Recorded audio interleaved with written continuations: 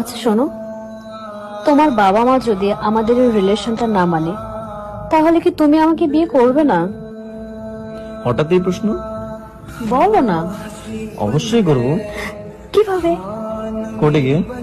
তোমার বাবা মা কষ্ট পাবে না? তোকে আমি অন্য মেয়েকে বিয়ে করব? তুমি আমার খুশির জন্য তোমার বাবা মাকে কষ্ট দিবে?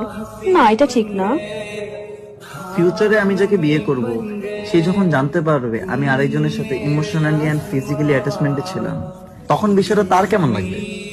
আরেকটা কথা হচ্ছে, আমার বাবা মার খুশির জন্য আমি যাকে ভালোবাসি এন্ড যে মানুষটা আমাকে এত ভালোবাসে তার ইজ্জতকে আমি অসম্মান করতে পারি না। আর যাকে আমি বিয়ে করব তার লাইফটা আমি এভাবে নষ্ট করতে পারি না, কারণ আমি একজন মানুষ।